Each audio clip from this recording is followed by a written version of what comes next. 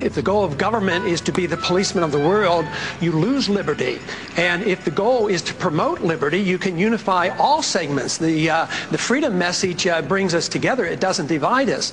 I believe that when we overdo our military aggressiveness, what it does, it actually weakens our national defense. I mean, we stood up to the Soviets. They had 40,000 nuclear weapons. Now we're fretting day in and day night about third world countries that have no army, navy, or air force, and we're getting ready to go to war. But the principle, the moral principle, is that of defending liberty and minimizing the scope of government.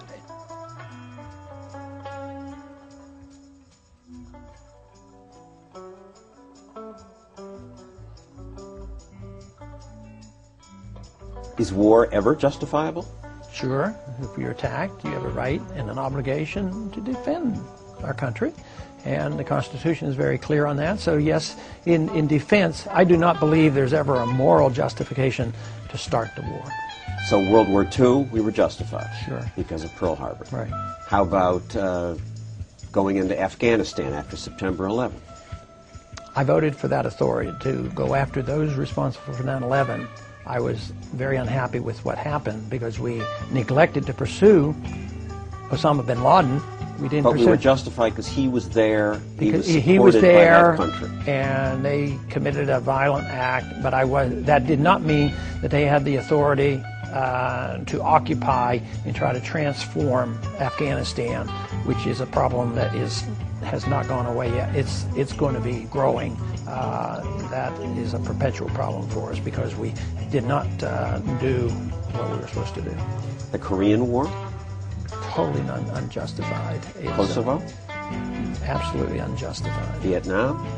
A horror. We should just not have gotten involved. Right. How about the first Iraq War? They invade Kuwait. We should just say, not our business? It was a border dispute. As a matter of fact, we told Saddam Hussein, who was our ally when we went into Iran, he was encouraged by us.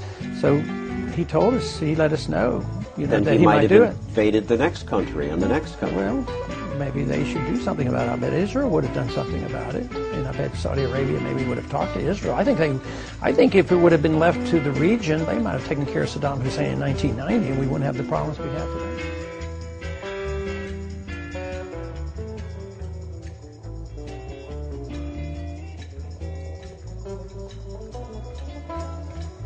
My personal belief is that marriage is a religious ceremony, and it should be dealt with religiously. The state really shouldn't be involved. The state, both federal and state-wise, got involved mostly for health reasons 100 years or so ago. But this should be a religious matter. All voluntary associations, whether they're economic or social, should be protected by the law.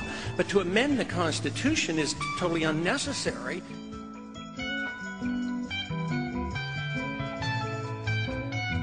You would legalize marijuana, cocaine, heroin? I would get the government out of regulating all those substances, and I would allow the states to deal with problems, whether children should have them, whether children can buy cigarettes and alcohol or hard drugs, marijuana, and different states would probably do different things. The first federal law against marijuana was 1938, and they did it through high taxation because they knew they didn't have authority to say that you're not allowed to smoke marijuana. Today, it's gone berserk. The federal government comes in and overrules a state that has legalized marijuana to be used for very sick people, AIDS and cancer, and they're getting some help. The federal government comes in, puts people in prison that are sick because they're using it for medical reasons, and they've never committed a violent crime. That's how absurd the war on drugs has become.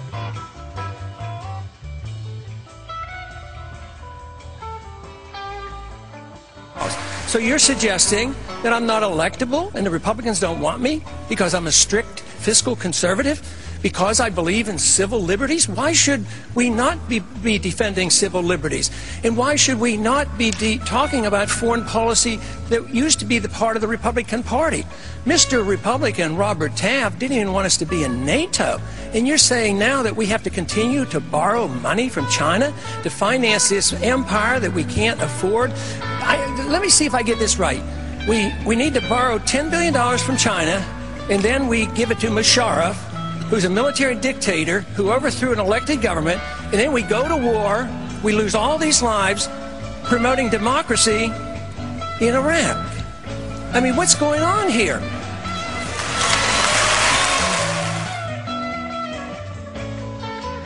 Our campaign is all about freedom, prosperity, and peace. We allow our nation to be overtaxed and overregulated and overrun by bureaucrats. The founders would be ashamed of us for what we're putting up with. We are now, as a country, have troops stationed in over 130 countries of the world.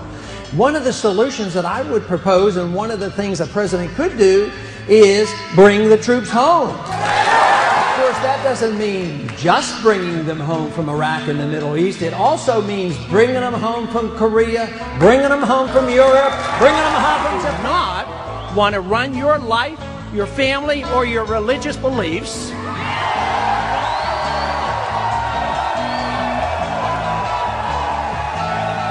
I do not want to run the economy, and I do not want to police the world. I don't know how, I don't have the authority, and it doesn't work. Join us in this great campaign for freedom and liberty. Thank you very much.